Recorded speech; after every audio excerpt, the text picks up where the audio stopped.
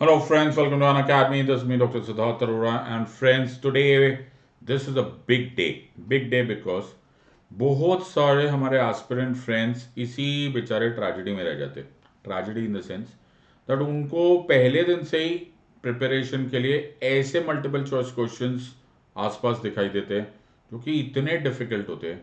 They are so so so difficult that आप लोग या तो उम्मीद छोड़ बैठते हो कि यार ये एग्ज़ाम शायद हमारे लायक ही नहीं है, या फिर हम इस एग्ज़ाम के लायक नहीं, या फिर you try and appreciate those but you don't learn anything out of that. So होता क्या है दैट आपकी जो ट्रेनिंग स्टार्ट होनी चाहिए, जो आपकी एजुकेशन स्टार्ट होनी चाहिए with regards to in so far as preparation of civil service examination goes, it starts suffering. So जब हम स्कूल में थे तो हमें क्या किया जाता था? जब हम स्कूल में थे तब हम लोग को पहले 2 का टेबल कराया, ओके, फिर 3 का टेबल कराया, फिर 5 का टेबल, ऐसे धीरे धीरे धीरे धीरे we were upgraded to finally deal with higher level of mathematics, higher level of other subjects and so on and so forth. लेकिन ऐसा आपको सिविल सर्विस एग्जामिनेशन की प्रिपरेशन में बहुत कम मिलता है. So what have I done for you? I have made for you, specially made for you, beginner multiple choice question. ये बिगिनर्स मतलब बिल्कुल बेसिक्स ऑफ द सब्जेक्ट, बिल्कुल absolutely basics of the subject आपको बहुत सारे क्वेश्चंस मैं कराऊंगा, ताकि आपको you really get to know वो 2 का टेबल एंड 3 का table in civil service examination, at least in so far as polity is concern. तो this is me doctor Siddharth Arora, और आज का अपॉर्चुनिटी आपको मिस नहीं करना है. So I am doctor Siddharth Arora. On academy की दुनिया में मुझे मेरे कोड सेड लाइव SIDLIVE के नाम से जाना जाता है. ये वो कोड है जो आपने यूज करना है एवरी टाइम आप कोई भी प्लस क्लास का सब्सक्रिप्शन लीजिए, कोई भी आइकॉनिक सब्सक्रिप्शन ले लिए, या फिर फॉर दैट मैटर किसी कॉम्बैट में पार्टिसिपेट करने हैं, तो आप please use the code set live. You'll become the part of the largest team on Unacademy and you will get huge immediate discount. So this is my Telegram channel. For those of you who have not joined us, please इसको join कर लीजिए. This is the link, alright. और ये channel में मुझे कुछ भी नया इन्फॉर्मेशन आती है with regards to polity, with regards to governance, with regards to IR for UPSC civil service examination, I will share it with you on this channel. और अगर आपके पास इस टाइम पर मोबाइल कैमरा है तो the same thing can be done by taking a photograph or scanning this code and you will still reach my telegram channel. Don't miss this. और इससे मैं तुम्हारे साथ वो भी कम्युनिकेट कर पाऊंगा विद रिगार्ड्स टू मेरे पास कोई नया कोर्स लॉन्च कर रहा हूँ, या फिर multiple choice questions, anything, all of them is available from this part. अब एक बहुत मेजर अनाउंसमेंट है. This is what Unacademy has done for you. Amongst the best offers possible is कि अन अकेडमी ने अप्रैल 25 टू अप्रैल 28 टू 28 अप्रैल के लिए एक छोटी विंडो में, नैरो विंडो में, अगर आपने कोई भी सब्सक्रिप्शन ली, मैं फिर रिपीट कर रहा हूं, if you take any subscription whatsoever, you will get a straight 20% off. यानी कि जो भी अमाउंट होगा वो X/5 हो जाएगा. नाउ कैन यू बिलीव, ये शायद ही कोई ऑर्गेनाइजेशन करता है. आपको सिर्फ कोड यूज करना है SIDLIVE, Sid live code use कीजिए and take the advantage of this huge offer. मैं बार बार यही बात बोलता हूँ सिविल सर्विस एग्जामिनेशन की प्रिपरेशन में, amongst the most important thing जो आपको सोचना है इज फाइनेंशियल रियलिटी, बिकॉज ये एग्जाम काफी लंबी चलती है प्रिपरेशन के टर्म्स में. So if anyhow anyway आपको कोई भी एडवांटेज आता है, please don't waste such opportunities and take this. So huge opportunity, but date याद रखना 25 टू 28 अप्रैल, और कोड याद रखना SIDLIVE. एक और अन अकेडमी ने आप लोगों के लिए ऑफर लाया है and that is the prelims practice booklets. तो ये प्रीलिम्स प्रैक्टिस बुकलेट्स आपके पास authentic, accurate and large number of prelims related multiple choice questions with answers with explanation मिलेगा. सो अगर 20 अप्रैल के बाद आपने कोई भी 1 ईयर एंड अबव या आइकॉनिक सब्सक्रिप्शन लिया तो आपको मिलेगा ये free of cost. Alright, so huge opportunity. Alright, take this part. ये ऐसी शो जो मैं तुम्हें हमेशा ही बोलता रहता हूँ कि अन अकेडमी आपका लास्ट डे तक साथ निभाएगा, एंड दैट इज वाई. वैसे तो हम चाहेंगे कि तुम पहले अटेम्प्ट में पास हो जाओ, बट फॉर सम रीजन, किसी भी वजह से, अनफॉर्चुनेट सर्कमस्टांसेस में, if you are not able to pass this exam in any of these attempts, don't worry, we are with you till the last day. We will give you an extension on 2 year and above subscription. So make sure that you use the code SEDLIVE, get this offer, and don't waste this opportunity at all. So this is the last mile program. तो prelims ही नहीं, mains के बाद optional के बाद interview तक हम आपका साथ देंगे. Don't miss this opportunity. Please be a part of the last mile programs. These are huge opportunities for you to understand. और ये तब तक जब हम इंटरव्यू में भी जाएंगे ना, तब भी हम आपके साथ ही होंगे. ये आइकॉनिक सब्सक्रिप्शन जिसके advantages are awesome personal coach and 1-to-1 live mentorship, mains question and answer practice, study planner, open house with educators, everything available to you under iconic subscription. एक बार प्राइसेस कंपेयर करके देखो, चाहे आप 12 month लो, चाहे 24 month लो, चाहे 36 month low, and you get a huge advantage of this just using the code SEDLIVE, SIDLIVE. Just take this code and you are in. You are a wise gang of students, my friends. Take a wise decision, but take it now. और अगर भगवान ना करे ऐसी financial problem है कि आप ये नहीं अफोर्ड कर सकते, डोंट वरी. 0% EMI पे अनअकैडमी आपको loan for UPSC civil service examination दे रहा है. Make sure that you don't miss this part. As I told you, you're a wise gang of students. Take a wise decision, but take it now. Time waste मत करो, and we'll be very very happy to teach you. तो as I told you, हम लोग questions पूछेंगे इस पूरे video में. आज मैं तुम्हें क्वेश्चंस पूछना स्टार्ट कर रहा हूँ, और जब मैं ये क्वेश्चंस पूछूंगा, आपके पास 60 सेकेंड्स है to read this question. 60 second के बाद तुम आंसर दोगे, और तुम नोटिस करोगे कि तुम्हारा इतना कुछ रिवाइज हो जाएगा that you will be delighted. Let's look at the first question without much wasted, because मेरे पास है बहुत सारे questions. So 60 seconds है पढ़ने के लिए, उसके बाद फिर तुम अपने नोटबुक में आंसर दे सकते हो. मैं चाहूंगा कि तुम कमेंट्स में आंसर दो. ओके, तो मर्जी तुम्हारी, चॉइसेस तुम्हारी. अपने आप को मार्क्स भी देना. +1 for a correct answer, -1 for a wrong answer, and 0 if you leave it unattempted. So अलग अलग टॉपिक्स आएंगे. क्वेश्चन नंबर 1 2 3 4 6 7 8 9 10 ऐसे ऐसे करके मैंने ऐसे अपने प्लस क्लासेस में भी करवाया, तो you can always utilize that. Which of the following year saw the agreement called Magna Carta with King John? A 1776, B 1215, C 1947, D 1976. मैं फिर बोल रहा हूं, ये कोई चैलेंज नहीं है, ये प्योर बेसिक्स के लिए है. If you are able to understand, that will solve the purpose, कि यार ये तुम्हारा सब्जेक्ट क्लैरिफिकेशन के लिए. सो पे अटेंशन, और जब तुम इसको आंसर दोगे, so make sure that you have, यार कौन सा टॉपिक है, कहाँ पढ़ा था, किस रेलेवेंस में बात हो रही है.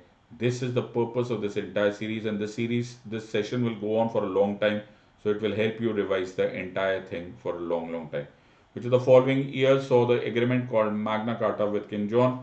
1776, 1215, 1947, 1976. Your time is up, and the answer, फटाफट mark करो, or your answer of course is B. 1215 AD is the answer. So इसमें हुआ क्या था सर? ये थोड़ा बहुत मैं तुम्हें बता देता हूँ ना, तो ऐसा अजीब लगेगा जिन लोगों को नहीं आता होगा. सो किंग जॉन का ये मैग्ना कार्टा वाला कॉन्सेप्ट, ओके, हम लोग पढ़ते हैं in case of fundamental rights.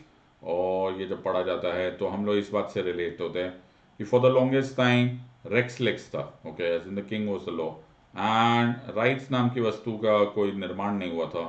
फिर 15 जून 1215 को, ओके, एक ह्यूज इवेंट हुआ when Runnymede at Windsor in England में एक सिग्नेचर हुआ, एक अग्रीमेंट हुआ, एक पीस ट्रीटी हुआ बिटवीन द सिटीजन्स राइट्स के लिए लड़ने वाले लोग एंड किंग जॉन, और उसी को बोला जाता है Magna carta. Saying that Magna carta वो दिन था जहां से सो कॉल्ड रिकॉग्निशन मिल गया to what are called as rights. Okay, ये सो कॉल्ड राइट्स का शुरुआत थी. ऐसा नहीं था कि राइट्स पहले थे नहीं, थे, लेकिन वो डेलीगेशन में थे, वो एक्चुअली एक्सेप्टेड वर्जन नहीं था, वो मैंडेटरी नहीं थे, बट राइट्स यहाँ से शुरू हो गए. इसलिए इसको पूरा नाम बोलते हैं मैग्ना कार्टा लिबर्टेटम.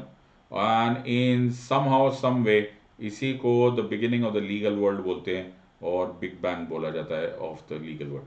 तो ये आप लोग बिगिनर्स हो, ये फिर मैं बोल रहा हूँ, ये सेशन बिगिनर्स के लिए बहुत काम आएगा, या फिर जिन लोगों ने पढ़ लिया पूरा, उनको पूरा का पूरा रिकैप करने में बड़ा काम आएगा. सो आपको पूरा क्लासिकली याद होगा कि यार मैग्ना कार्टा हुआ था इंग्लैंड में, फिर उसके बाद धीरे धीरे राइट्स बढ़ गए, and so on and so forth. Let's see this. So अगर तुम्हारा करेक्ट आया है तो +1 for correct answer, -1 for wrong answer and 0 if you left it unattempted. Never mind, let's go to the next question. लो, अब तुम्हें समझ में आ गया, चैप्टर वही है.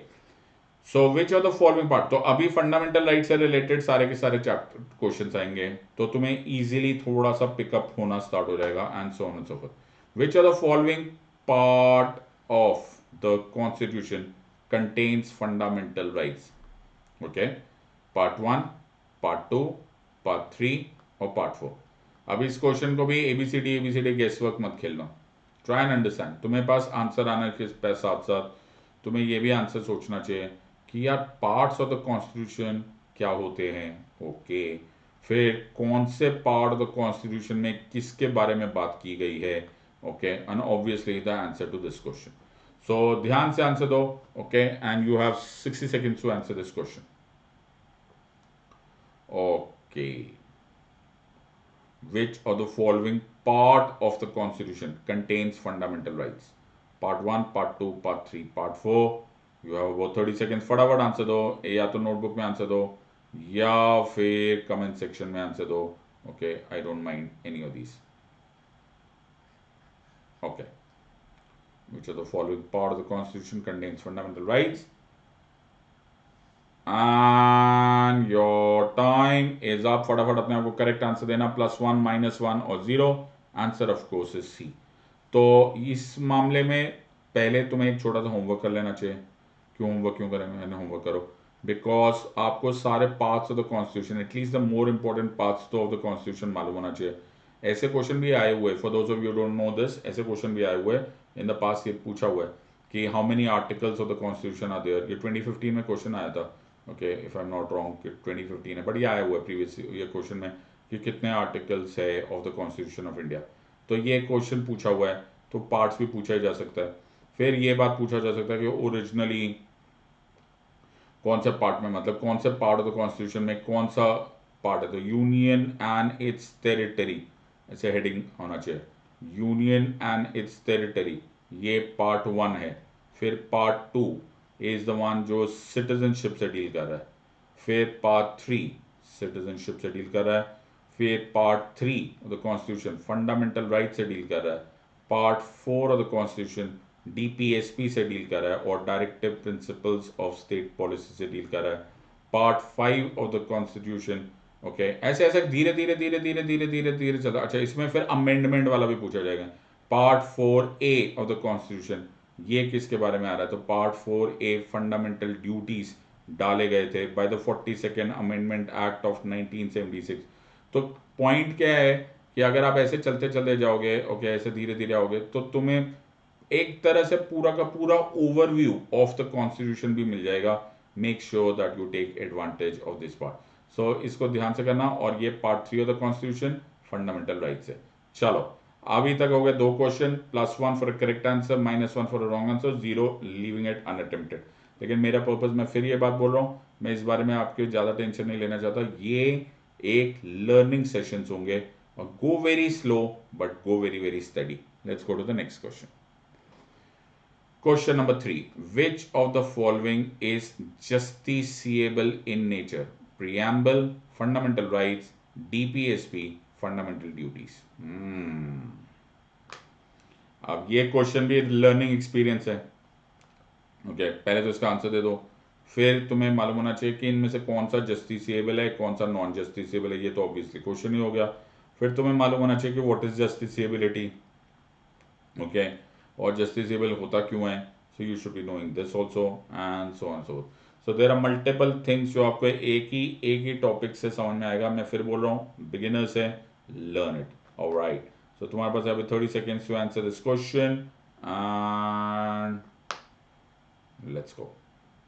ओके ओके ओके, फटाफट आंसर दो. ओके, कमेंट्स में भी आंसर दे सकते हो, नोटबुक में आंसर दे सकते हो. लर्निंग बेसिस पे जाओ. The idea here is, are you learning something from this session or are you not learning from this session? सारा aim इसी basis पर है. Let's not unnecessarily focus on the so-called challenge part of it. And the answer of course is B, यानी कि fundamental right. So पहले तो अपने आपको मार्क्स दे दो, थोड़ा सा मोटिवेशन भी रहता है. +1, -1, 0. और जस्टिसिएबिलिटी मतलब that it is enforceable directly through the courts of law. Okay, and this is the point. अब इसमें दो तीन और चॉइसेस दिए थे, जैसे दिया था प्रियम्बल, तो प्रियम्बल नॉन जस्टिसेबल है। ओके, और उसी तरह से डीपीएसपीस भी नॉन जस्टिसेबल है। ओके, और फंडामेंटल ड्यूटीज जो है वो भी नॉन जस्टिसेबल है। तो ये क्लियरली मेंशन्ड कॉन्सेप्ट्स है।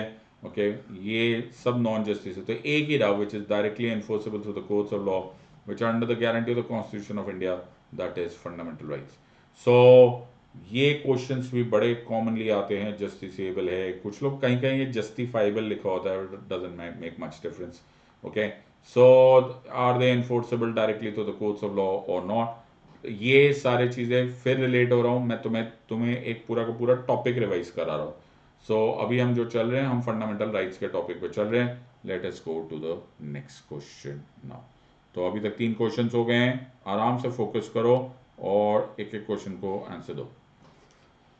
लो जी, question number 4, which of the following is enforceable directly by the courts in nature? Preamble, fundamental rights, DPSP, fundamental duties. ये तो टफ लग रहा है ना? हाँ, अभी पता चलेगा। तो ये बहुत ही टफ क्वेश्चन सा लग रहा है तुमको। अभी पता चल जाएगा कि कितना टफ है और कितना सिंपल है। विच of the following is enforceable directly by the courts in nature? तो प्लीज इसको, मैं फिर ये बात बोल रहा हूँ, इसको मतलब don't take it too seriously कि यार सर लैंग्वेज थोड़ी सी हल्की फुल्की है, यूपीएससी टाइप नहीं पूछ रहे हैं। यूपीएससी टाइप पूछ नहीं रहा हूँ, बिकॉज मैं यहाँ पर बेसिक्स को तुम्हारे क्लैरिफाई कर रहा हूँ। I am trying to make sure कि ये सब्जेक्ट तुमको क्लियर हो जाए। That is the entire aim of this. Which is the following is enforceable directly by the courts in nature? और तुम्हारे पास बच गए हैं केवल 10 सेकेंड्स। तो मैं बिल्कुल टाइम देख देख के आंसर दे रहा हूँ। Alright, so answer of course is B. अब देखो इससे क्या रिलेट कर रहे हो तुम लोग, what are you relating? You relating कि मैंने अभी अभी थोड़ी देर पहले पूछा था कि व्हाट इज जस्टिसेबल। यस, और मैंने अभी अभी इसमें तुम्हारे को ये भी बता दिया कि जस्टिसेबल का मतलब क्या होता है। अब obviously enforceable directly by the courts है, तो ये दोनों ही चीजें एक दूसरे से रिलेट हो गई। और जब दोनों ही चीजें एक दूसरे से रिलेट हो गई तो आंसर तो सेम ही होगा। तो ऑब्वियसली प्रियम्बल मैंने तुम्हें पहले ही बता दिया था कि प्रियम्बल नॉन जस्टिसेबल है, डीपीएसपी नॉन जस्टिसेबल है, फंडामेंटल ड्यूटीज नॉन जस्टिसेबल है। और नेक्स्ट क्वेश्चन में मैं उसी नॉन जस्टिसेबल और जस्टिसेबल को उसका मीनिंग निकाल के बता रहा हूं। ऐसे क्वेश्चंस तुम्हें सिविल सर्विस एग्जामिनेशन में बड़ा कॉमनली आता है कि कहीं कहीं पर एक टेक्निकल वर्ड डाल दिया जाता है और कहीं कहीं पर वो टेक्निकल वर्ड को एक्सप्लेन कर दिया जाता है। Either ways, you should be knowing the answer in and out. So the next question, which of the following, ये थोड़ा सा grammatical mistake, which of the following defines the term state in Indian Constitution? तो fifth question पे आ गए। तुम हर question पर learn करने की कोशिश करो। विच of the following defines the term, और स्टेट को कोर्ट्स में दिया हुआ है, ये सब आदतें बनाओ इनको ऑब्जर्व करने की। State in the Indian constitution, article 12, article 3, article 32, article 13। Okay, तो ये 13 है। So this is 13, just in case you can not see this. और तुम्हारे पास है 60 seconds to think about it. Okay, अब इसको प्लीज ऐसे सब एबीसीडी एबीसीडी मत खेलना। फर्स्ट ऑफ ऑल तुम्हें मालूम होना चाहिए कि स्टेट का मतलब क्या है एज पर आवर कॉन्स्टिट्यूशन। अब देखो, स्टेट जो वर्ड है उसका हमारे कॉन्स्टिट्यूशन का एक अलग क्वेश्चन आ सकता है। पॉलिटिकल साइंस में तुम्हें ये पूछा जा सकता है what do you mean by state, state की वेरियस डेफिनेशन और पीएसआईआर में। So this are variety of the word state. फिर तुम्हें ये सारे आर्टिकल्स में से ये मालूम होना चाहिए कि स्टेट की डेफिनेशन क्या है, और तुम्हें ये भी मालूम होना चाहिए कि फिर ये सारे आर्टिकल्स है क्या। Okay, and what is the significance in polity. तो पढ़ने का एक तरीका होता है। ओके, अननेसेसरली टाइम वेस्ट नहीं करना होता। You have about 30 seconds to answer this question. फटाफट आंसर दो, ए बी सी और D. Okay, which of the following defines the term state in Indian Constitution? 12, 3, 32 and 13। तुम्हारे पास अब बच गए हैं अबाउट 15 सेकेंड्स। अरे एग्जैक्ट टाइम, टाइम के अनुसार होगा जो भी होगा। Alright, so let us understand this और योर टाइम इज अप, फटाफट आंसर दो। Okay, answer of course is a. पहले अपने आप को चेक कर लो, तुम्हें आता होगा तो बड़े मुबारक हो तुमको कि यार तुम्हें क्वेश्चन आता था। ये +1 for correct answer, -1 for wrong answer and 0 if you left in unattempted. वैसे बड़ी अजीब सी बात है कि तुम यार सेशन भी अटेंड कर रहे हो, लीविंग इट अनअटेम्प्टेड, समझदारी तो होगी नहीं, लेकिन फिर भी हो सकता है you can make such a choice. तो अब हमारे पास ये आंसर था article 12 of the constitution of India, जो कि चॉइस है। तो उसमें लिखा है in this article the word state unless the context otherwise explain. State, state ये वो स्टेट है, ये तुम्हारा वो राज्य वाला स्टेट नहीं, Punjab state, Gujarat state, Himachal state, ये स्टेट नहीं। State, state in the terms of article 12 includes the Parliament of India, includes the Government of India, includes the legislature of all the states, includes the government of the states, includes all other local and other authorities within the territory of India and under the control of the government of India. So हमारे पास है state की बहुत सारी definitions और ये है article 12। तो बहुत बार ये क्वेश्चन आता है कि स्टेट क्या है, और कभी कभी ऐसे एग्जाम्पल भी आ जाएंगे, जैसे तुमको ऐसा पूछ लिया जाएगा कि इस Panchayati Raj institution considered as state, तो तुमको देखना होगा हाँ हाँ क्यों नहीं। Okay, it is any other authority और local authority within the territory of India और under the control of government of India. Bureaucracy state है क्या? बिल्कुल है, कैसी बातें कर रहे हो, ब्यूरोक्रेसी 100% स्टेट है। Why? Because any other authority, फिर and so on and so forth. तो इससे डिफाइंड बहुत सारे तुम्हें आंसर्स आने पड़ेंगे, आर्टिकल 12 तुम्हें पढ़ना पड़ेगा। सो please remember we are still staying under fundamental rights ka chapter and we are trying to understand each of this. Start building upon your knowledge and try and understand polity पढ़ते कैसे हैं। Okay, let's go to the next question. Which of the following, question number 6 पे आ गए हम लोग, which of the following defines the term law in Indian Constitution? अब ये बड़ी अजीब सी बात हो जाएगी कि आप इसको कैसे आंसर दोगे। आर्टिकल 12, आर्टिकल 3, आर्टिकल 32 और आर्टिकल 13। तो हमारे पास है 60 seconds to answer this question, और आराम से सीखो और इस पूरे सेशन को एक लर्निंग एक्सपीरियंस के फॉर्म में देखो। You are building up, okay. तो ये क्वेश्चंस 100% यूपीएससी में ऐसे नहीं आएंगे, लेकिन ये 100% तुम्हारी परफॉर्मेंस को, एज इन योर प्रिपरेशन को रिकैप करने में और बिल्डअप करने में बहुत काम आएगा। ओके, 12, 3, 32 और 13, और तुम्हारे पास अब बच गए हैं अबाउट 12 सेकेंड। टाइम बिल्कुल बराबर देंगे, टाइम ज़्यादा नहीं देंगे। ऑलराइट, ओके, फटाफट आंसर दो, या तो कमेंट्स में दो या नोटबुक में दो, लेकिन दो। And your time is over. Answer of course is D. तो जैसे 12 था ना, वो डिफाइन कर रहा था स्टेट को, वैसे 13 इन अ वे लॉ को डिफाइन कर रहा था। कैसे? तो बोला था any order, any action, any legislation, any amendment, amendment बाद में हिला था लेकिन फिर भी, okay, which is violating, abridging, contravening anything in part 3 of the constitution is not law. So वो लॉ को की लीगैलिटी पे सवाल है ये, ओके, कि यार अगर आप violation, abridgement and contravention of fundamental rights करें तो वो लीगल नहीं है। एक तरह से देखा जाए, एक तरह से देखा जाए तो ये नेगेटिव डेफिनेशन है। इन अदर वर्ड्स दैट आपको ये बताया जा रहा है कि what is not law, what is not legal. So the answer of course is article 13। अरे एक और क्वेश्चन, अच्छा, question number 7, which of the following provides for the power of judicial review in Indian Constitution? 12, 3, 15, 13। परेशान हो गए, कैसे revise करेंगे? अरे करो करो करो, बड़ा मजा आ रहा है। Which of the following provides for the power of judicial review in Indian Constitution? 12, 3, 15 और 13। तुम्हारे पास बचे हैं 30 सेकेंड्स। चलो 30 दे देते हैं, नो प्रॉब्लम। ओके, क्वेश्चन को लर्निंग एक्सपीरियंस बनाओ कि मैं इसी तरह से, अगर तुम बिल्कुल बिगिन कर रहे हो तो तुम्हें मालूम होना चाहिए कि ऐसे एक एक स्टेप बाय स्टेप हमने रिवाइज करना है। और सब्जेक्ट को बिल्डअप करना है।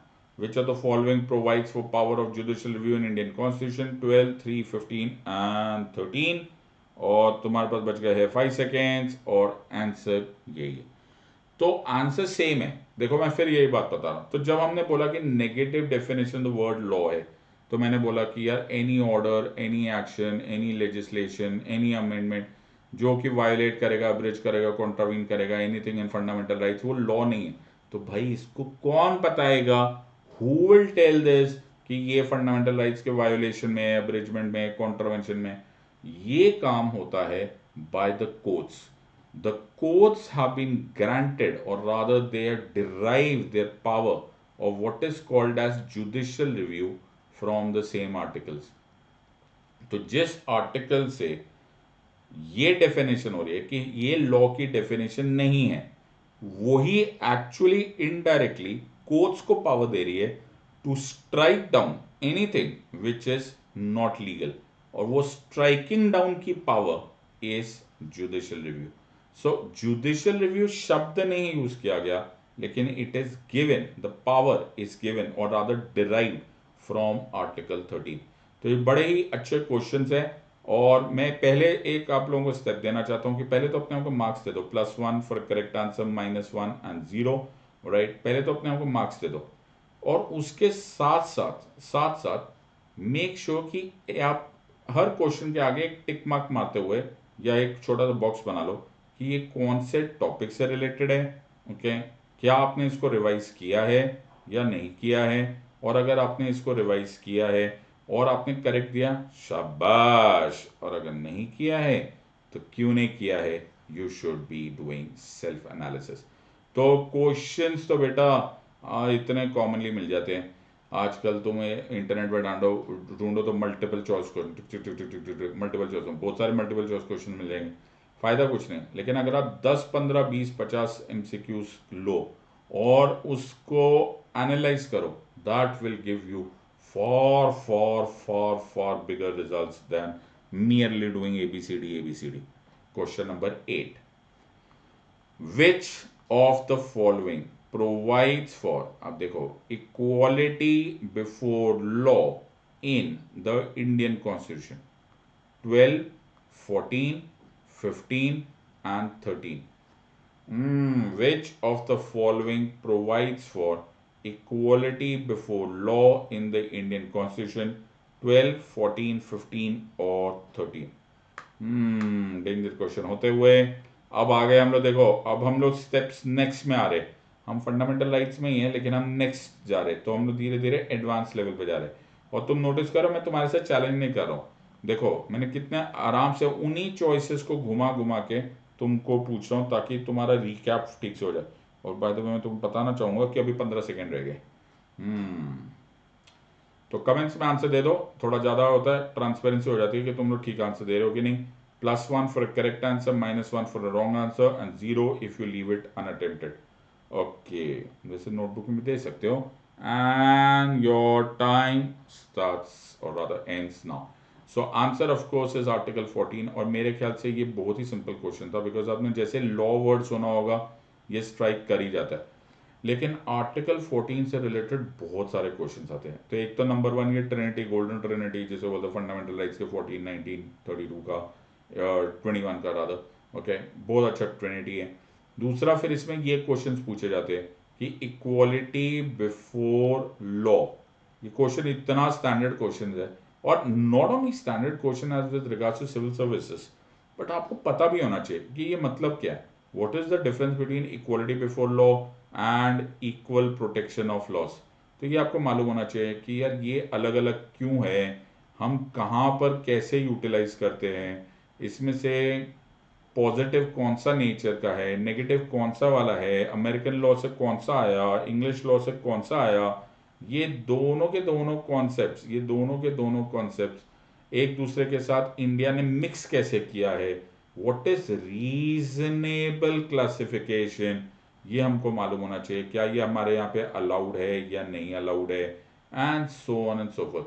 So article 14. अच्छा, और एक और इंपॉर्टेंट, और बहुत डेंजर क्वेश्चन, मतलब कैसे बोला, आर्टिकल 14 की exceptions, very very commonly asked questions. Okay, फिर इसको थोड़ा बहुत आप प्रैक्टिकलिटी में भी यूज़ करो, जैसे साबरीमाला केस में इसके बारे में क्या मतलब निकाला जा रहा था, सिटीजनशिप अमेंडमेंट एक्ट 2019 के टाइम पर ये क्यों न्यूज़ में आ गया था, why are we talking about this in juvenile justice acts and so on and so forth. तो ये तुम्हारे पास देखो, ये करंट अफेयर से भी रिलेटेड हो गया, हाँ, और ये लीगल प्रिंसिपल्स भी समझ में आ गए, और ये थ्योरेटिकल प्रिंसिपल्स भी समझ में आ गए। और थ्योरेटिकल प्रिंसिपल में एक चीज़ कभी मत भूलना, एंड दैट इज एक्सेप्शंस। और इसमें खासकर ओके, गवर्नर और प्रेसिडेंट साहब की जो एक्सेप्शंस है वो जरूर करना, because they will ask you this question. Answer of course is B. I hope तुम इससे कुछ सीख रहे हो। डिफिकल्ट क्वेश्चन, बहुत ही डिफिकल्ट, ओह बहुत डिफिकल्ट। क्या हो गया? विच of the following provides for equal protection of the laws in the Indian Constitution?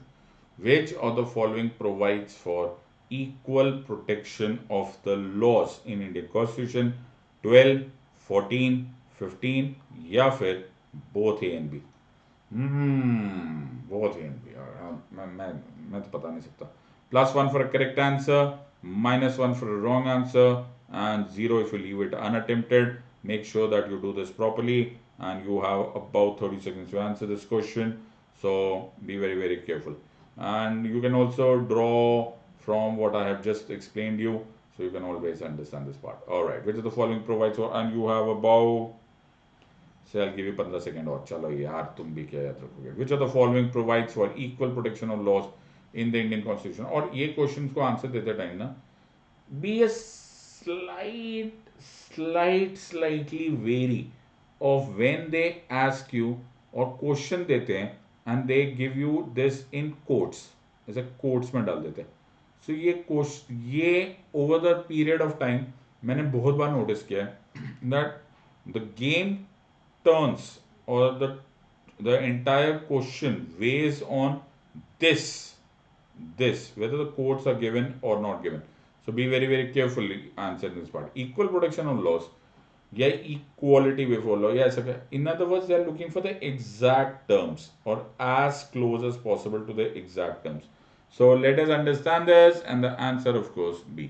तो इसमें मेरे ख्याल से ज़्यादा हेडेक थी नहीं, बिकॉज मैंने अभी अभी तुम्हें बताया ही था।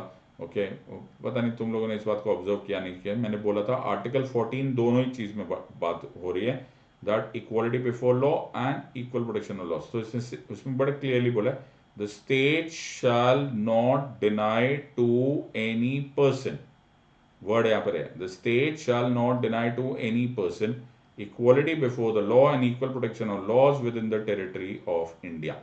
तो एक तो थोड़ा बहुत अगर हो सके, जैसे को कॉन्स्टिट्यूशन के कुछ वर्ड्स तो रोट मेमोराइज भी कर सकते हो, it actually helps. The state shall not deny to any person, तो ये सारे की वर्ड्स हैं। Okay, equality before law and equal protection of laws within the territory of India. अब इसका मतलब क्या हो रहा है सर? इसका रीजन ये है कि ये नेगेटिव लैंग्वेज से स्टार्ट हो रहा है। ओके, दूसरा ये पर्सन को है, पर्सन को as an it is available to citizens as well as non citizens.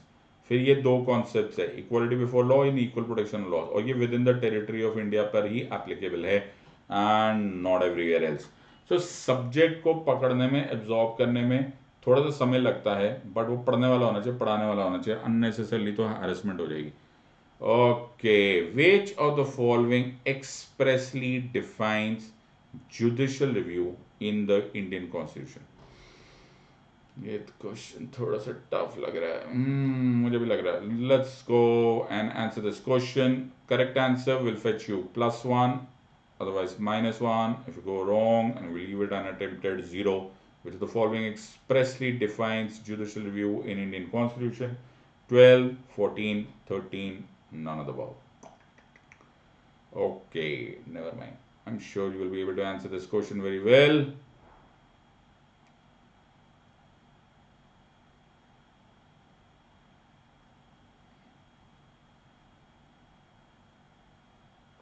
Go for it, and बड़ा धोखा होने वाला है तुम्हारे साथ, मैं पहले ही वार्निंग दे देता हूँ, फिर तुम्हें बुरा कम लगेगा। यस, द धोखा हियर इज कि वर्ड को तुमने ध्यान से देखा नहीं। जुडिशियल रिव्यू एक्सप्रेसली कहीं डिफाइंड नहीं है. Okay, as I told you that when we did Article 13, I told you we are deriving the powers of judicial review from the Article 13, but it is not expressly defining judicial review. So ये अपने आप एक twisted question है, right? और ये बड़ा अच्छे तरीके से तो घुमाया जाता है जब क्वेश्चन पूछा जाता है. सो जुडिशियल रिव्यू ना तो 32 में है ना 13 में है. ओके, एक्सप्रेस डेफिनेशन नहीं है. It is a judicial doctrine जो कि सुप्रीम कोर्ट ऑफ यूएसए ने एक बार इमर्ज करवाया था चीफ जस्टिस मार्शल का. लेकिन द सिचुएशन इज, इसको वर्ड्स को बड़े ध्यान से देखा करो. और ये जानबूझ के मैंने जुडिशियल रिव्यू के क्वेश्चन के बहुत बाद में डाला ताकि थोड़ी देर के लिए अगर तुमको ऐसे स्ट्राइक भी करे, अभी तो पढ़ा था 13 से ही था, तो वो तुम्हें वो अभी तक पढ़ा सा था वो तुमको थोड़ा सा धोखा दे जाएगा.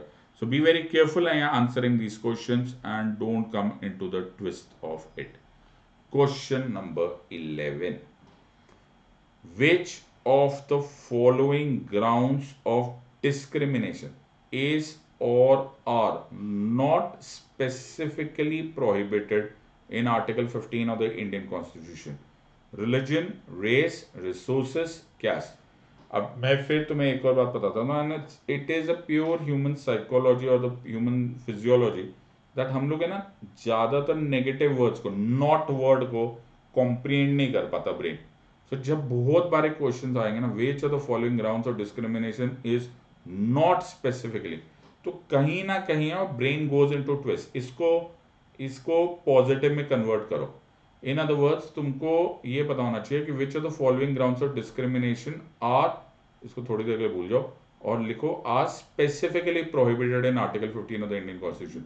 तो 1 2 3 4 5 6 जितने भी तुम्हें मालूम है, ओके, वो लिखो और फिर कंपेयर करो चॉइसेस से. So the and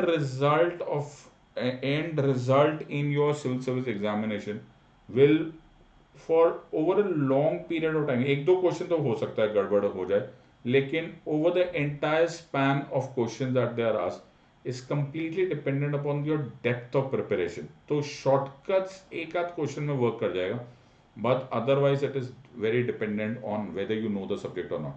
So let us try and understand this.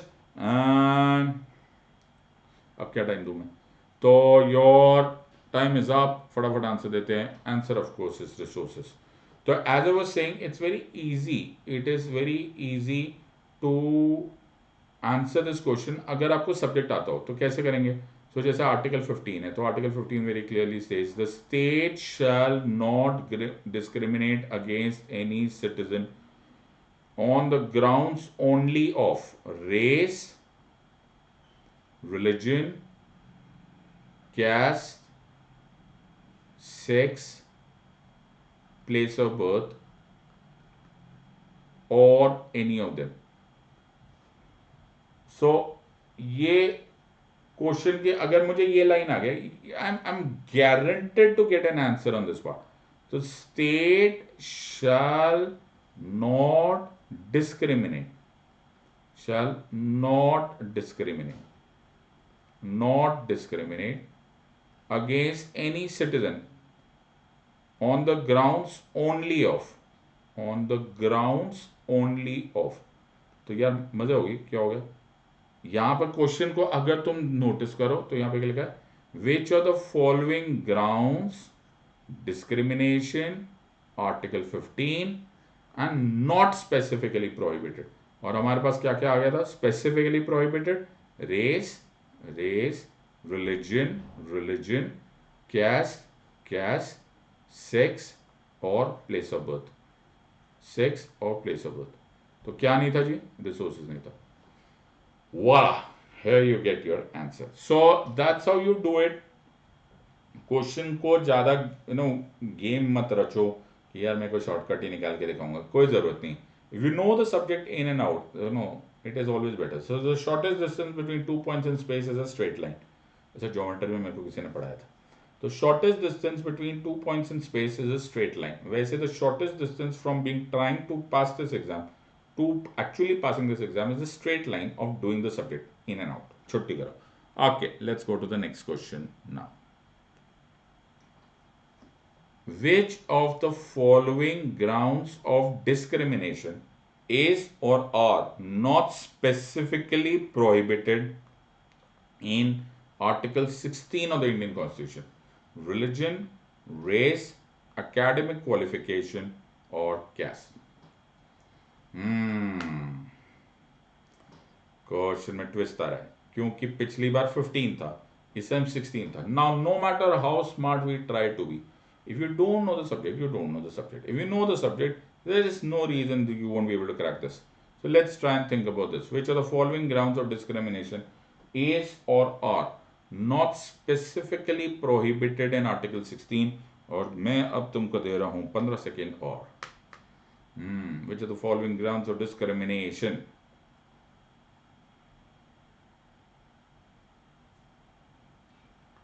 Okay, and the answer of course is C.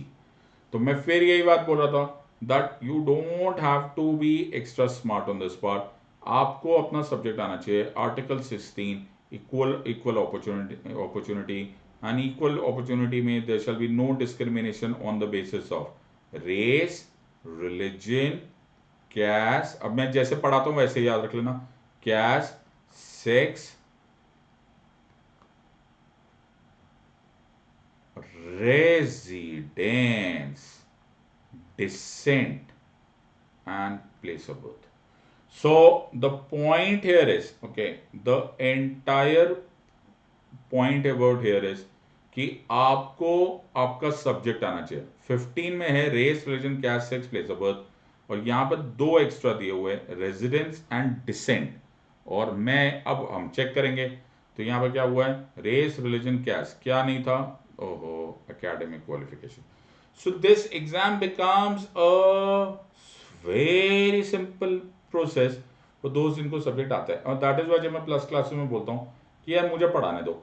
Okay, तुम्हें लग रहा है कि तुम्हें आता है, तुम्हें नहीं आता, मुझे आता है, मैं तुम्हें पढ़ाता हूँ. And I give you 24 carat rock solid preparation. मैं तुमको उस लेवल पे ले जाऊंगा जहां पर तुमको ये क्वेश्चन सिंपल लगने लगेंगे, इतना सिंपल लगने लगेंगे कि वाह, इतना simple, how can that be. So don't worry on this part. Make sure that you do this properly. Let's look at the next question now. Question number 13. Which of the following is not considered as rights of equality in Indian Constitution? मैं फिर बोल रहा हूं, negative है, positive में convert करो. 14, 18, 19, 17. Which of the following is not considered as rights of equality in Indian Constitution? ये तुमको एक और होमवर्क दे रहा है. क्या होमवर्क दे रहा है? होमवर्क ये दे रहा है दैट इन अ वे तुमको ये होमवर्क मिल रहा है कि तुम्हें मालूम होना चाहिए कि what is the different categorisation of fundamental rights in India. Okay, so which of the following is not considered as rights of equality in Indian constitution? 14, 18, 19, and 17.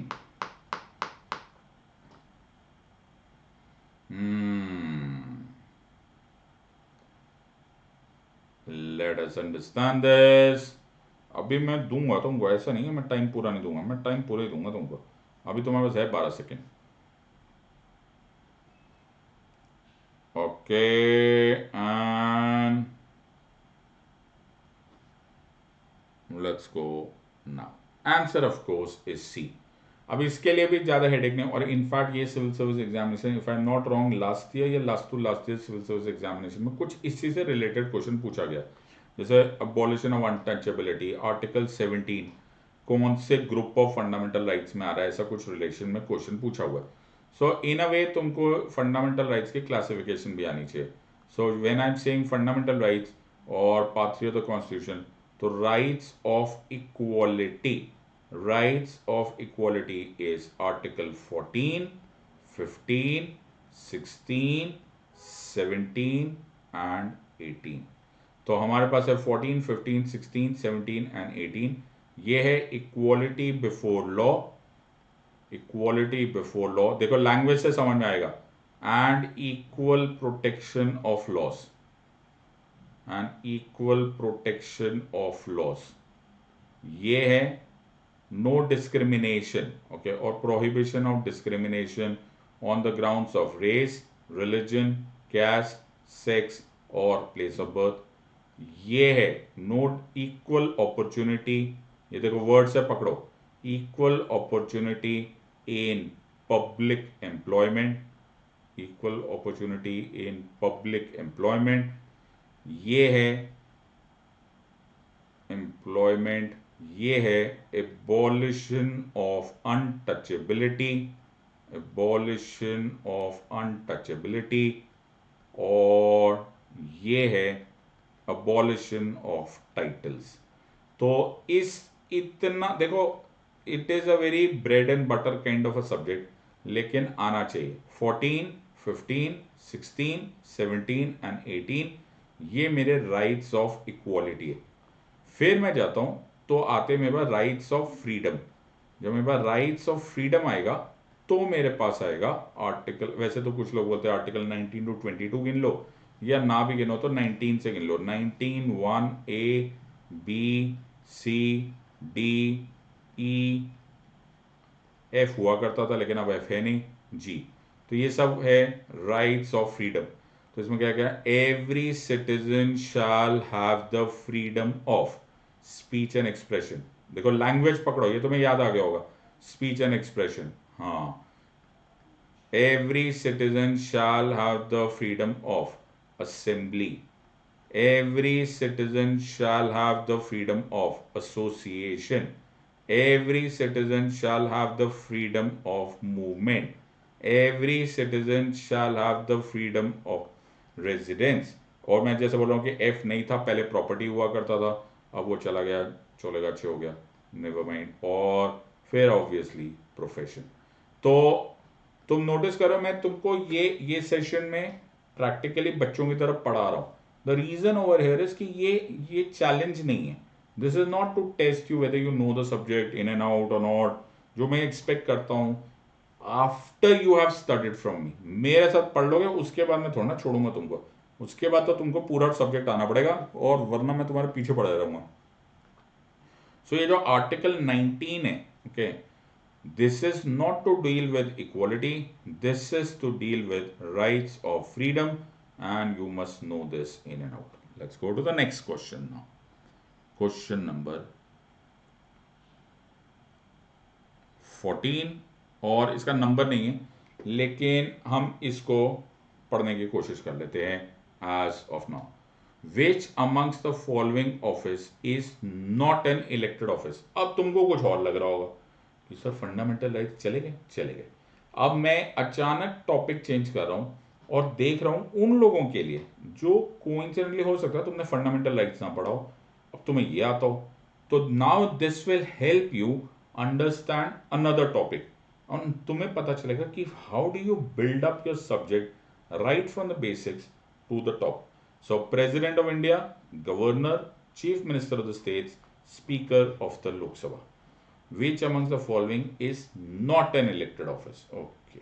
बार बार तुमको ऐसे क्वेश्चन आ रहे हैं जिसमें कि नॉट वर्ड पे ज्यादा एम्फेसिस हो रहा है। इन अदर वर्ड्स तुमको थोड़ा सा जबर डराया जा रहा है, डरने का नहीं, नेवर माइंड। सो इसको फिर लैंग्वेज में चाहे तो कर सकते हो, वैसे तो this is a very simple question, but क्योंकि मैं फिर भी बोल रहा हूँ कि हो सकता है तुम बिगिनर्स हो, तो तुम पहले से देख लो इनमें से कौन सा इलेक्टेड ऑफिस है, हाँ किसमें इलेक्शन होता है, तब you can do better elimination and you can go for this at a particular stage. Let's go to the answer now.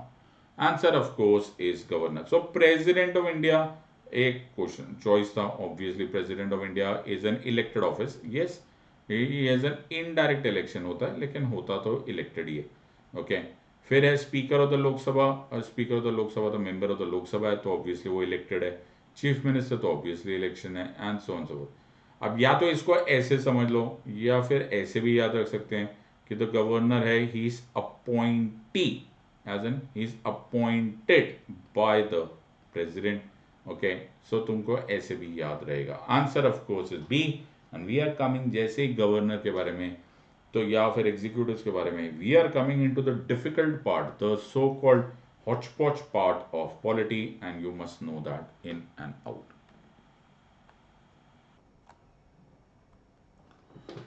Next question. Which amongst the following administers oath to the chief minister of the state? अब which मत करना यार, who अच्छा ये मैं तुम्हारे लिए बना रहा हूँ ना स्पेसिफिकली, तो the language is not necessarily technical. Who amongst the following administers oath to the chief minister of the state? President of India, governor, chief justice of the high court of the concerned state, speaker of the Vidhan Sabha. अब ऐसे question बहुत commonly पूछे जाते हैं. Sorry, बहुत commonly पूछे जाते हैं. ओथ किसको एडमिनिस्टर करना है, रिजाइन किसको करना है, ओके, अपॉइंटमेंट कौन करता है, and so on and so forth. तो these are very often as questions and make sure that you know everything about this part और do it with every office. तो मैं तो हमेशा अपने प्लस क्लासेस में सबको बोलता हूँ कि ये वाली सारी चीज़ें ना एब्सोल्युटली याद रख लो, उसको रट लो, एक टेबल बना के दीवार पे लगा दो ताकि आगे पीछे दिखता चले जाए. Who amongst the following administers oath to the Chief Minister of the State, President of India, Governor, Chief Justice of the High Court of the concerned state, Speaker of the Vidhan Sabha? So, interesting question, and I am sure you'll be able to answer this question. +1 for a correct answer, -1 for a wrong answer, and 0 if you left it unattempted. And अरे time खत्म हो गया है. Next question. Alright, answer of course is the governor of the state. और ये बहुत ही commonly आज question है, तो मैं क्या बोल रहा हूँ इसको सजेस्ट कर लो. ओके, इसको दिस इज माय सजेशन. तो ऐसे चीफ मिनिस्टर लिखो, okay, oath administered, appointed by oath given and resign to. ऐसे ही तुम इनके लिए भी कर लो. Prime minister, same you can do with president, justice of the supreme court, chief justice of India, and so on and so forth. तो ये सारे. और इसको एक इंपॉर्टेंट प्रॉब्लम क्या है, हम लोग है ना पॉलिटिकल ऑफिसेस को या आगे आगे फ्रंट लाइन ऑफिसेस को देख लेते हैं. यही काम तुम आगे भी देख लो, कैट के लिए भी कर लो, यूपीएससी चेयरमैन के लिए भी कर लो, सीआईसी के लिए भी कर लो, एंड नेम इट. और ये पूरे पूरे टेबल्स कंप्लीट करते चले जाओ, ताकि ये अगर स्ट्रेट फॉरवर्ड ट्रिविया क्वेश्चंस आ जाते तो then you don't have to think twice on this part. और सबसे बड़ी बात है, इसको आप गेस नहीं कर सकते, या तो आता है या नहीं आता. और what was shame it would be if you get negative marks for this, or for that matter if you get even 0, it's not good. So make sure that ये bonus questions है इनको ढंग से कर लो. Let's go to the next question. लो, मैं ना बोल रहा था तुमको. Okay, make sure that you do this again. So which amongst the following, again ये which नहीं है, who amongst the following administers oath to the governor of the state? President of India, previous governor, chief justice of the high court of the concerned state, या फिर speaker of the Vidhan Sabha. Language बहुत ध्यान से करो, and that is the reason आप लोगों को बोला जाता है कि जब आप यूपीएससी सिविल सर्विस एग्जामिनेशन की प्रिपरेशन कर रहे हो ना, तो इसको ना टाइम में मत काउंट किया करो. यार मैंने ना 2 घंटा पढ़ा, 3 घंटा पढ़ा. Don't do all this part. It's a very funny way of destroying your chances. क्यों? इससे वजह क्या है, सारा time gets surrounded by the subject. सारा time gets surrounded by the subject. सारा दिन तुम्हारी आंखों के सामने लोकसभा टेलीविजन, अब तो संसद टीवी, या ऐसा चलता रहना चाहिए. सारा टाइम तुम्हारे आसपास बातें भी इसी से रिलेटेड होनी चाहिए. तो क्यों ना हमारी एंटरटेनमेंट भी सब्जेक्ट रिलेटेड ही हो जाए, जोक्स भी एंटरटेनमेंट रिलेटेड ना होकर सब्जेक्ट रिलेटेड हो जाए. So let's have fun with the subject. ये इंजॉय करने का टाइम है. Make sure that you do the best out of it and answer this part. So which amongst the following or who amongst the following? और तुम्हारे पास है, अरे तुम्हारे पास 5 सेकंड ही रह गए. Never mind, and your time is up. So this is usually not expected that the chief justice of the high court of the concerned state, ये आमतौर पे लोग सोचते ही नहीं वहां तक. Right, so make sure that you know all this part. मैं फिर बोल रहा हूँ, एक टेबल बना लो और सब कुछ लिख लो विद रिगार्ड्स टू कौन सा ऑफिस, कौन oath, whom to resign to, who appoints you, and so on and so forth. So very very important. Make sure that you do this properly. Okay, which amongst the following appoints the governor of the state? यहाँ मतलब परेशान कर रहे हैं ना, बताओ कितने तरीकों से परेशान किया जा सकता है. Which amongst the following or who amongst the following appoints the governor of the states? President of India, previous governor, chief justice of the high court of the concerned state, or speaker of the Vidhan Sabha. Who amongst the following appoints the governor of the state? Okay, I don't think इसमें कोई खास problem आने वाली है. Let us answer this now. Okay. Who amongst the following appoints the governor of the state? Tension वाला question नहीं है, ध्यान से आंसर दो। इनफैक्ट अभी से जो दो तीन क्वेश्चंस पहले हमने देखा था उसी से related you can get this answer. Who amongst the following appoints the governor of the state? And तुम्हारे पास, अब मैं टाइम बताना भूल गया तुम्हें, 15 सेकेंड रह गए। Time is a very important element because you cannot just think, for an unlimited period of time। और सबसे important बात है, एग्जाम में होगा प्रेशर, एग्जाम में होगा टाइम खत्म हो रहा है। So be very very careful in answering the question in limited period of time. और ये जो भी क्वेश्चंस कर रहा हूँ मैं फिर बोल रहा हूँ, ये बहुत टफ क्वेश्चन सर्टेनली नहीं है, ये कंप्लीटली सिर्फ सब्जेक्ट बिल्डिंग के लिए क्वेश्चंस बनाए गए हैं। ओके, और ये सब्जेक्ट रिविजन में तुम्हारे काम आएगा, nothing more nothing less. So make sure that you do these questions very well. Who amongst the following appoints the governor of the state? And your time is up। और मेरे ख्याल से ये पहले वाले क्वेश्चन से बड़े अच्छे से रिलेट हो रहा है, बिकॉज हमने पहले भी बोला था द प्रेसिडेंट ऑफ इंडिया के अपॉइंटेड ऑफिस है ये। सो president of India appoints the governor. और ये क्वेश्चन अगर तुम्हें थोड़ा सा ध्यान आए और तुम्हें ऐसा लग रहा होगा कि ये क्वेश्चन रिपीट हो रहे, ये क्वेश्चन रिपीट नहीं हो रहे my friends. This is how UPSC civil service examination में क्वेश्चन आते हैं।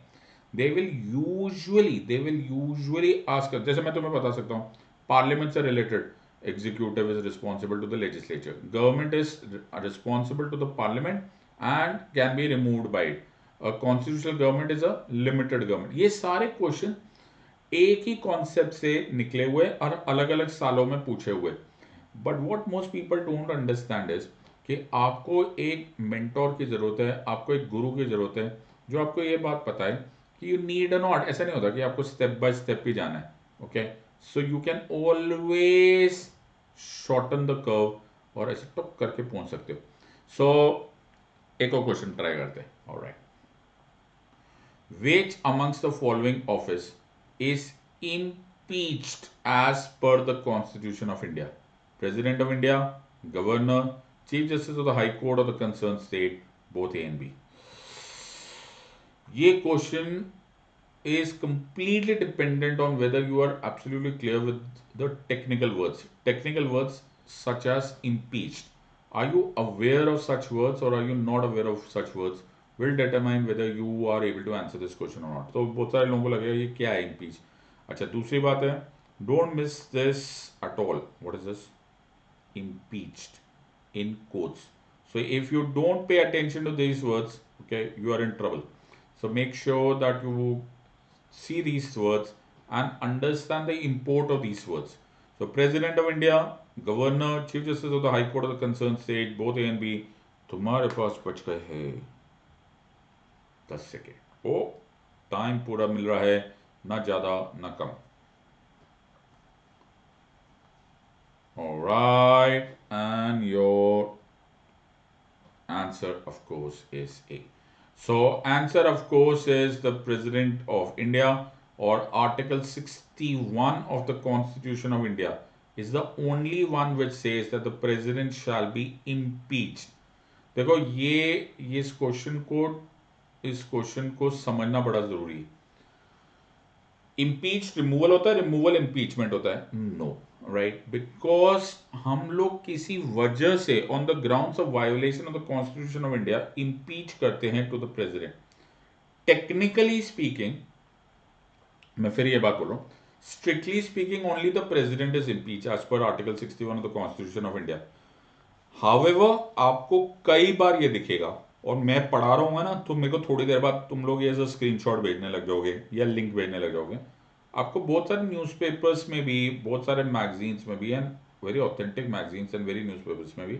तो अभी कुछ साल पहले हमारे एक चीफ जस्टिस के खिलाफ इम्पीचमेंट प्रोसीडिंग्स लॉन्च की गई। सर खुद बोल रहे हो? हाँ, मैंने थोड़ा ना बोला, न्यूज़पेपर्स में लिखा होता है impeachment proceedings against the chief justice are underway. तो ये impeachment word strictly speaking constitution में सिर्फ आर्टिकल 61 में मेंशन्ड है। अगर मैं जजेस ऑफ द सुप्रीम कोर्ट के बारे में बात करूं तो article 124 does not use the word 124, 5 and 6 does not use the word impeachment. They say judges, the judge of the Supreme Court shall be removed by a presidential order once an address is passed by both the houses of the parliament by a majority of not less than two-thirds of members present in voting and the total membership of the house. ये लो, पूरा का पूरा मैंने constitution का article ही बता दिया तुमको. तो इन अदर वर्ड्स वहां पे word use this removed. Okay, लेकिन हमारा क्वेश्चन था टेक्निकली स्पीकिंग इम्पीचमेंट वर्ड केवल प्रेसिडेंट साहब के लिए यूज किया जाता है और प्रेसिडेंट ऑफ इंडिया के लिए यूज किया जा सकता है. सो ये होता है जब एक लर्नर को, एक एस्पिरेंट को सब्जेक्ट इन एंड आउट समझ में आ जाता है, देन वो कभी घबराता नहीं. तो यहाँ पे वर्ड बड़ा अच्छी तरह से था. लेट्स पे look at the word again. यहाँ पे वर्ड ऐसे नहीं था कि इम्पीच ऐसे कैजुअली वर्ड यूज किया गया. इम्पीच को ऐसे कोट्स में डाला गया. In other words we are strictly looking for the word impeachment and that is why the answer becomes president of India. एक और question. So I hope you are enjoying and I hope you are learning from this exercise of trying to answer these questions, which will take you far ahead in your understanding of the subject. ये क्या हो गया? अरे मेरी मर्जी, मैं जो मर्जी टॉपिक पूछना सकता हूँ. ओके, मेरा काम है तुमको सब्जेक्ट को एक्सपर्ट कराना. Alright. So which act of the British Raj is considered as the first step of centralisation of governance in India? तुम नोटिस करोगे कहीं पर ये क्वेश्चन 1 आ रहा है, क्वेश्चन 2 आ रहा है, बिकॉज ये सेम एक्सरसाइज मैं अपने स्टूडेंट्स के साथ प्लस क्लासेस में करता हूँ. तो पढ़ाने के बाद फिर मैं उनको ड्रिल करता हूँ कि ताकि उनको ये परमानेंट नॉलेज हो जाए, फिर ये बिल्कुल हारे ना. So which act of the British Raj is considered as the first step of centralization of governance in India? Regulating Act of 1773, Indian Councils Act of 1861, Charter Act of 1833 or Government of India Act of 1935? Danger question. और danger question के साथ साथ एक important twist. पहले मैं तुम्हें दूंगा, time दे देता हूं मैं तुम्हें. तो ओके, 20 सेकेंड्स को पता क्या, बिल्कुल तोल मोल के बोल काइंड ऑफ टाइम में, ना ज़्यादा ना कम, ना डेंजर ना कम ना ज़्यादा, whatever. Regulating act of 1773, Indian councils act of 1861, charter act of 1833 या government of India act of 1935. First step of centralisation of governance in India. और तुम्हारा टाइम हो गया है. अब फटाफट आंसर दो. +1, -1 और 0. सो ये क्वेश्चन का आंसर समझाने से पहले, इस क्वेश्चन को समझाने से पहले मैं तुम सब लोगों को एक राय देना चाहता हूं, एक सजेशन देना चाहता हूं. कुछ ऐसे क्वेश्चंस है जो, या कुछ ऐसे टॉपिक्स है लाइक द हिस्टोरिकल अंडरपिनिंग्स, ये फर्स्ट, या हिस्टोरिकल और the making of the constitution, ये जो historical underpinnings, making of the constitution, fundamental rights, preamble, okay, और एक आध क्वेश्चन फ्रॉम जुडिशरी और पार्लियामेंट्री फॉर्म ऑफ गवर्नमेंट, ये क्वेश्चन आते ही आते, मतलब अगर नहीं आए तो ये एक्सेप्शन है. Instead of that as a rule, okay, it's more of a rule than an exception, that ये क्वेश्चन आएंगे ही आएंगे. So if you are concentrating on the subjects and you want to revise, I would suggest you might as well revise these topics before any other topic.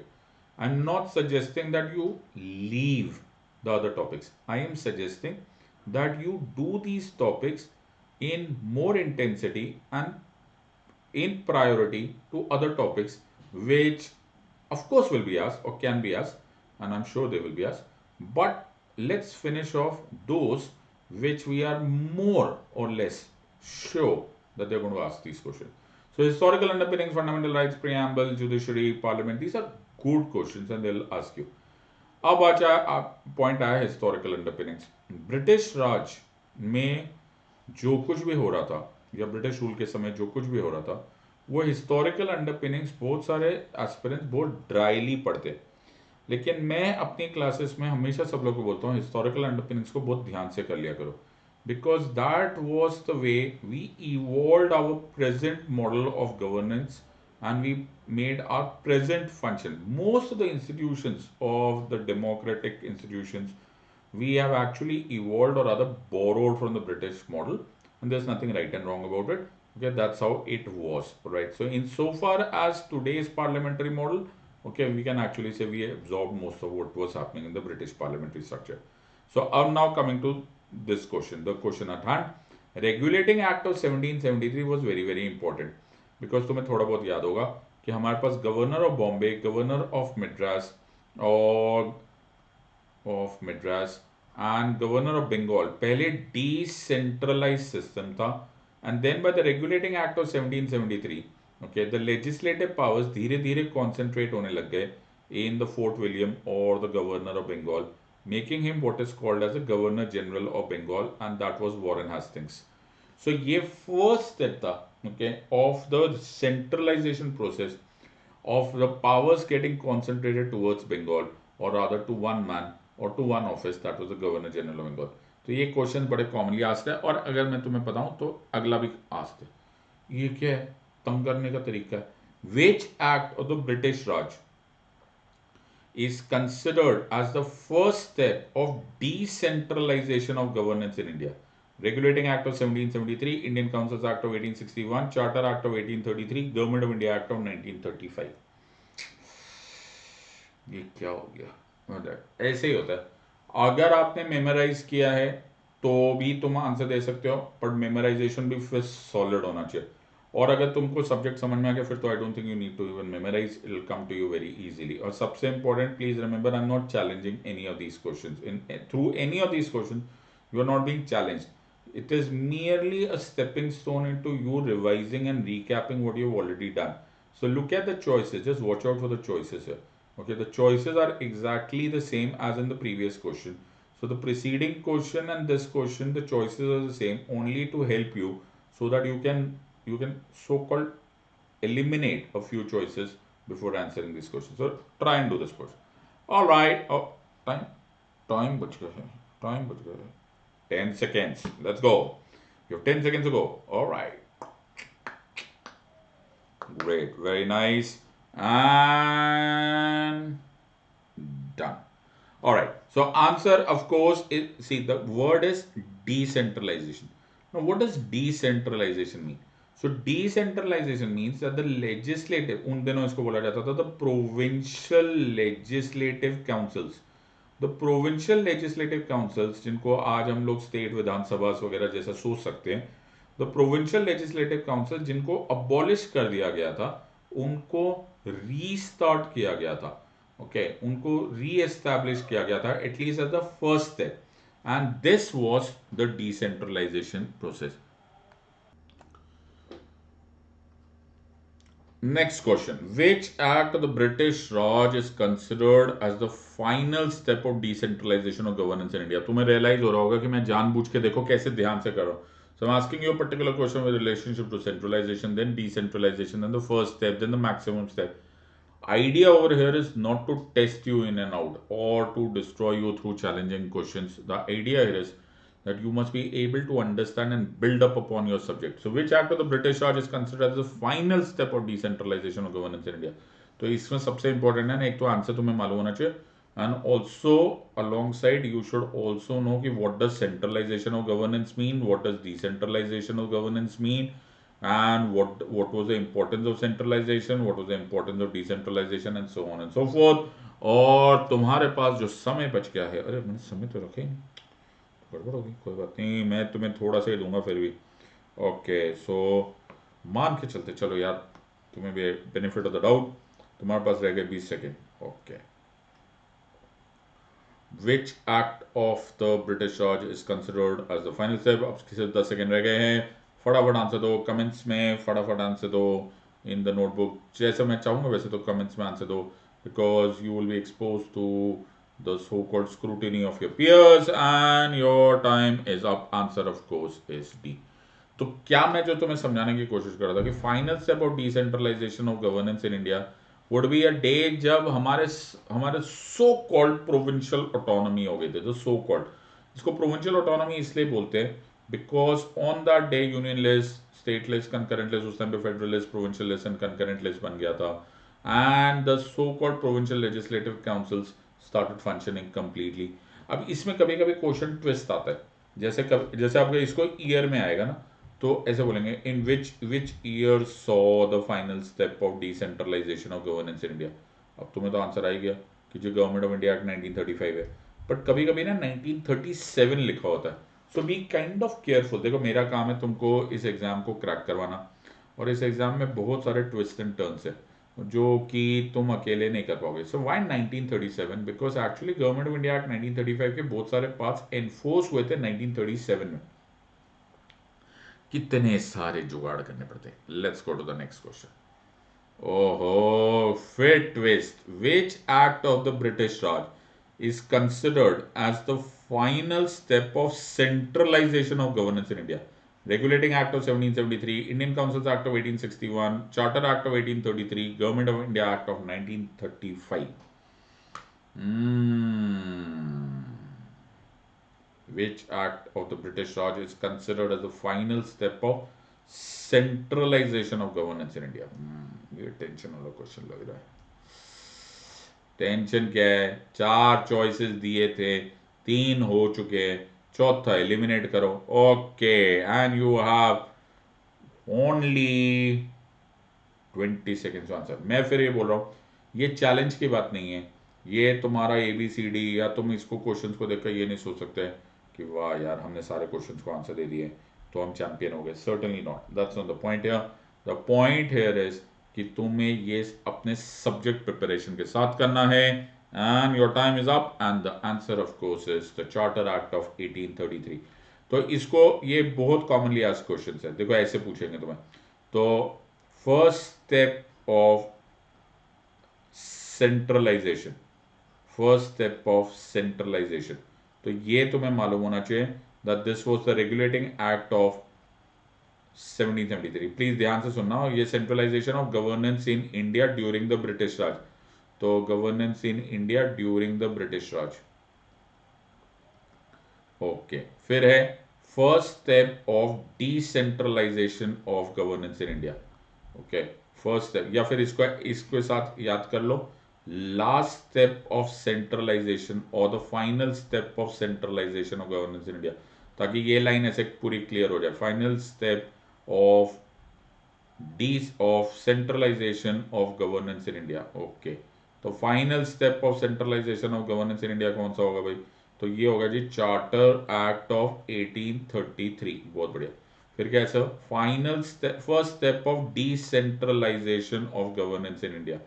So lord Canning ने start किया था, so Indian councils act of 1861। Very good.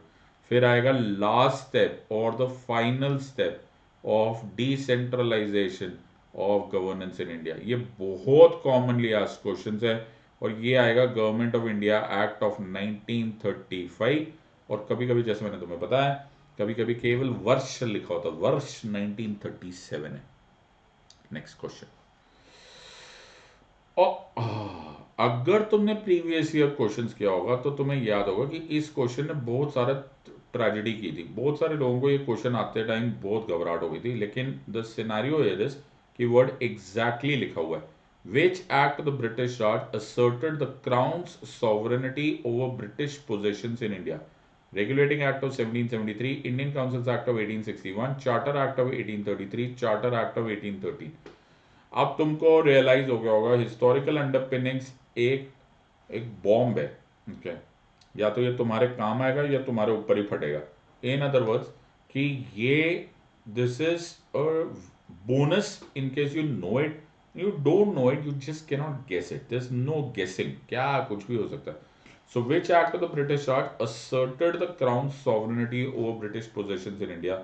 और अरे तुम्हारे पास बच गए हैं only 20 seconds more. Which act of the British Raj asserted the crown sovereignty over British possessions? और the answer, of course, फटाफट आंसर दो, +1, -1 and 0, and answer of course is D। अब now having said so, okay, मैं फिर तुम्हें एक बात बोल रहा हूँ, कुछ वर्ड्स okay, मैं तुम्हें समझा भी दूं तो doesn't matter, because of the fact that first time 1813 में monopoly of the east India company was challenge, every of these things, ये सारे वर्ड्स जो है वो टेक्निकल वर्ड्स है। एंड इसको पढ़ने में, तभी मैं जब हिस्टोरिकल अंडरपिनिंग्स पढ़ाता हूँ तो लोगों को लगता है हिस्टोरिकल पढ़ने में कोई बड़ी बात नहीं, फैक्ट बता दो 1 2 3 4 5 6 7 8 आधे घंटे में हो जाएगा। मैं जब प्लस क्लासेस में हिस्टोरिकल अंडरपिनिंग्स पढ़ा था, तो I teach them for 4 5 sometimes 6 hours or sometimes even more.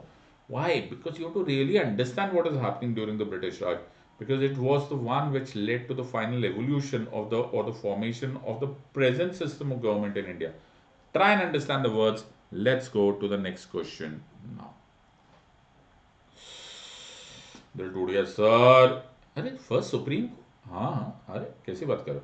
Which act the British Raj establish the first supreme court of India? Regulating act of 1773, Indian councils act of 1861, charter act of 1833, charter act of 1830.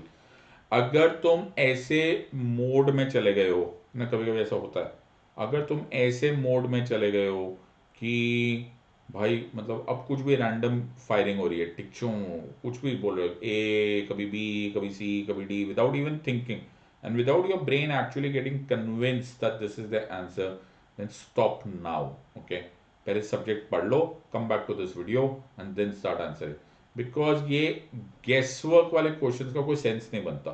So very very important. अगर तुम ऐसे mode में चले गए हो for some funny reason, if you are gone in such A mode कि यार अब तो बस गेस वर्क ही हो रहा है, don't do that part, because it will backfire and it will not solve the purpose of why मैंने तुम्हारे लिए इतना हार्ड वर्क किया. सो मैंने तुम्हारे लिए क्वेश्चन इसलिए लेकर आया हूँ ताकि तुम इससे कुछ लर्न कर पाओ. It's not help for gambling. So let us answer this question. Answer of course is a, that is regulating act of 1773. तो रेगुलेटिंग एक्ट ऑफ 1773 से फर्स्ट सुप्रीम कोर्ट एस्टैब्लिश हुआ था एट फोर्ट विलियम, जो कि obviously उन लोग का headquarters था.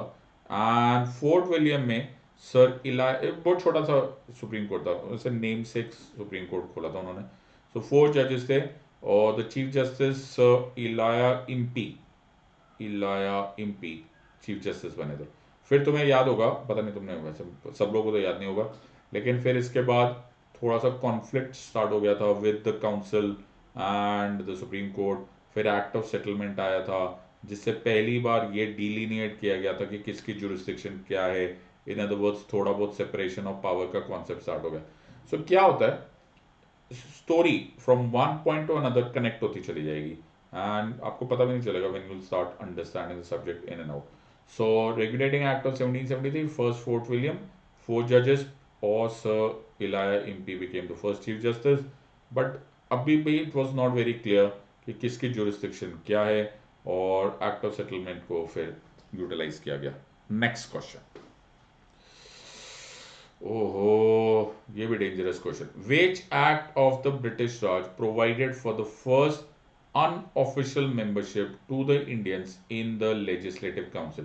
Regulating Act of 1773, Indian Councils Act of 1861, Charter Act of 1833 or Charter Act of 1813? Which act of the British Raj provided for the first unofficial membership to the Indians in Legislative Council? और फिर से पुराना दोस्त आ गया. कौन पुराना दोस्त है? पुराना दोस्त इज कोर्ट्स. पुराना दोस्त इज कोर्ट्स. ओके, सो ये कोर्ट्स बड़े पुराना साथ दे रहे हैं हमारे.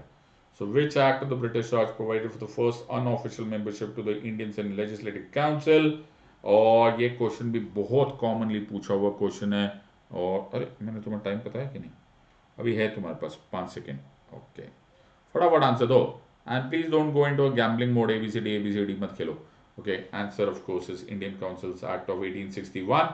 तो ये इंडियन काउंसिल्स एक्ट लॉर्ड कैनिंग का सो कॉल्ड एम था कि वो इंडियंस को मोर एंड मोर पार्टिसिपेट कराना चाहता था in the legislative councils. And that is the reason इसमें राजा ऑफ बनारस, महाराजा ऑफ पटियाला और सर दिनकर राव को मौका दिया गया था टू बिकम अनऑफिशियल मेंबर्स. अब अनऑफिशियल क्यों? अनऑफिशियल इसलिए बिकॉज ये इलेक्टेड नहीं थे. Okay, they were not elected, they were nominated by the viceroy. And इनके पास ये कैसे बोलते हैं ना, वो मेहमान थे, मेहमान. Okay, they were unofficial and इनके पास सो कॉल्ड कोई पावर नहीं थी. ओके, सो टू से, मतलब just to say about this part. So ये शुरुआत कहाँ से हुई? ये शुरुआत हुई इंडियन काउंसिल्स एक्ट ऑफ 1861 से.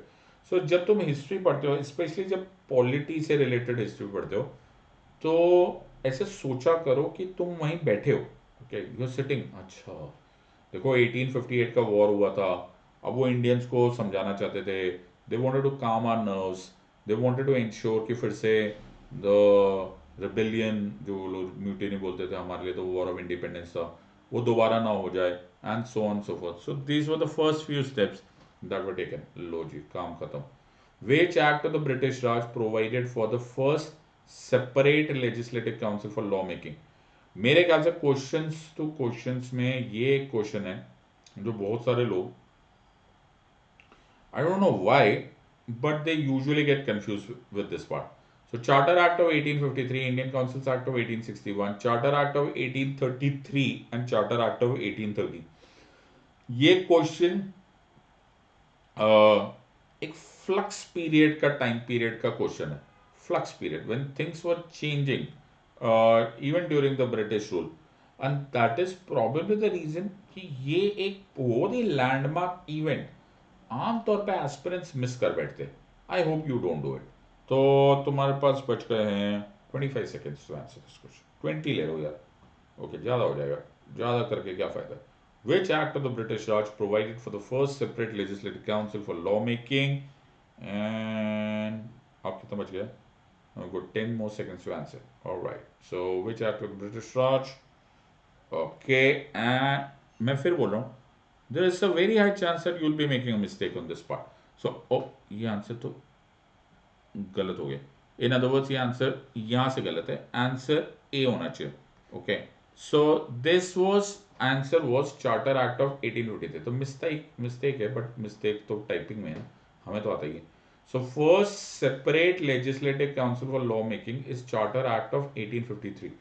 ये ज़्यादातर लोग गलत कर बैठते हैं बिकॉज दे फॉरगेट दैट। अगर तुम्हें याद होगा, अगर तुम टेक्स्ट स्टैंडर्ड टेक्स्ट बुक्स में जो पढ़ोगे, तो mini parliament kind of aspect start हो गया था।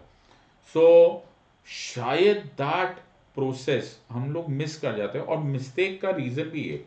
रीज़न ये है कि हम लोग को जो पढ़ने में याद आता है, और इवन इफ जो थोड़ा बहुत भी सीरियस होते हैं, तो हम लोग को याद आता है कि first Indians who came to the legislative council, तो जब इंडियंस आएंगे तभी लेजिस्लेटिव काउंसिल आया, सर्टनली नॉट। सो वो पहले से बन गया था by the separation from the executive council, और ये ए आंसर है, ठीक है, तो अपने आप को मार्क्स दे देना। लो सर, अब किसको समझ में आ गया। विच एक्ट द ब्रिटिश राज, ये क्वेश्चन के बारे में भी बहुत मैं विचार व्यक्त करना चाहूंगा कि इसमें भी एक ट्विस्ट है। विच act of the British Raj provided for the office of the vice Roy of India instead of the governor general of India? Government of India act of 1919, Indian councils act of 1861, charter act of 1833, government of India act of 1858। ये question फिर twisted है, और इस question को भी अगर मैं tweak कर दूं ना, तो इस क्वेश्चन में भी बहुत सारे खूंखार परम्यूटेशन कॉम्बिनेशन निकाले जा सकते हैं। All right. So, which act of the British Raj provided for the office of the Viceroy of India instead of Governor General of India? And let us go with the answer now. तो ये question अगर बिल्कुल straight forward ऐसा आ गया, फिर तो कोई tension ही नहीं है। I am sure you will be answering this question, +1 for a correct answer, -1 for a wrong answer, 0। So ये क्वेश्चन लेकिन थोड़ा सा ट्विस्टेड है, and I would suggest that you pay attention to what I am trying to tell you. सो ये सबको मालूम है, the government of India act of 1858, the government of India act 1858 ने गवर्नर जनरल का ऑफिस अबॉलिश कर दिया था, और उसकी जगह वाइसरॉय का ऑफिस बन गया था। लेकिन वाइसरॉय का मतलब क्या है? The viceroy's office was a combination of viceroy and the governor general. I hope तुम ये बात समझ पा रहे हो। The viceroy's office encompassed within itself the office of the viceroy and the position of the governor general, and that is the reason आपको बहुत time आपको माउंटबेटन साहब के लिए बोला जाएगा, lord Mountbatten last governor general. अरे लास्ट गवर्नर जनरल तो वाइस रॉय हो गया, बिकॉज वो वाइस रॉय गवर्नर जनरल ही है। अच्छा, I hope you are understanding, and this is the reason that most people make mistake. और मुझे ऐसा पता नहीं क्यों लग रहा है कि एक ना एक दिन यूपीएससी इस एक फाइन पॉइंट पर जरूर क्वेश्चन बनाएगा that this was a combined office. Low sir, ये हो गया danger question. Question number 10, and this will be the last of the questions for this exercise. Which act of the British Raj provided for the office of the Secretary State of Indian Affairs of India? Government of India Act of 1919, Indian Councils Act of 1861, Charter Act of 1833, Government of India Act of 1858. Bringing us to the last question on the day, and ऐसे मैं और तुम्हारे लिए बहुत सारे sessions लेकर आऊंगा, but make sure that you do this well. बहुत बढ़िया से, बहुत ही बढ़िया। And which act of the British Raj provided for the office of the Secretary State of Indian Affairs of India?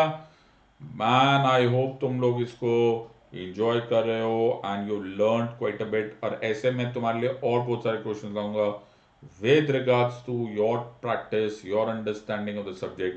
It will enhance you very well। और ये last answer आते हुए, answer of course is D।